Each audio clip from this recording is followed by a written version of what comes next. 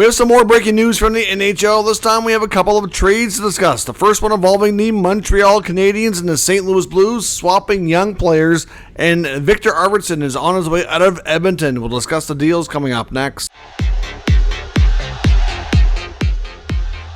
So welcome back to another video here at Top Shelf Hockey. As I mentioned, we have a couple of NHL trades to discuss, some more breaking news here, except it's free agent frenzy day, but we know teams are still clearing space and getting their rosters ready for next year, so it wouldn't be shocking if we had any more trades a little bit later as well.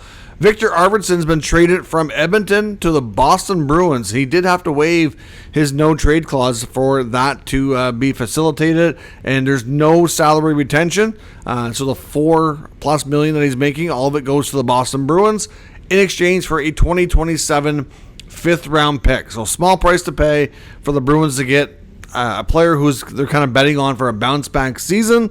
Arvidsson does have a pretty good history in the league of being a good middle six producer. Didn't quite work out for him at Edmonton last year after signing a 2-year deal.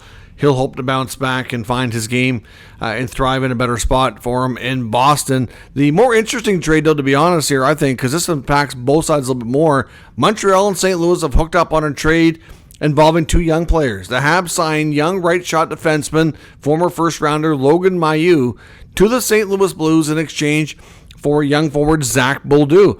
I believe they're the same age. Mailloux, of course, is kind of getting a little bit boxed out of Montreal, considering the acquisition of Noah Dobson here just in the past couple of days.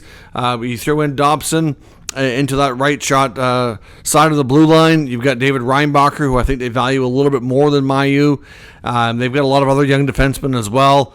It just kind of makes sense that a player like Mailloux becomes expendable. So why not trade from a position of strength to acquire something else that you feel makes your team better in other areas?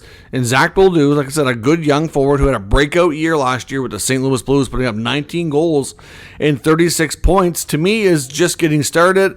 I think he hasn't peaked yet. So, to me, this is a player that could thrive in Montreal. He's from the Montreal area as well, for the group just outside the city, not too far. So, I like this deal for both sides. More so for Montreal, though, to be honest. Obviously the Blues are losing a scoring forward who broke out last year. Not to say that Mailloux's not going to help them, because he will. But we don't know. We know less about Mailloux at the NHL level because he's played less, whereas Bolduc had more games and had a chance to break out last year, so we just have a little bit better idea what he is at that level. So I personally like this trade for the Habs a little bit more. I do wonder where they see Bolduc slotting in their lineup, if we're going to see any other movement, because the big thing here is that they definitely wanted a second-line center, so how are they going to construct their lineup here with another good young forward in the mix? It'll be interesting to see how that plays out.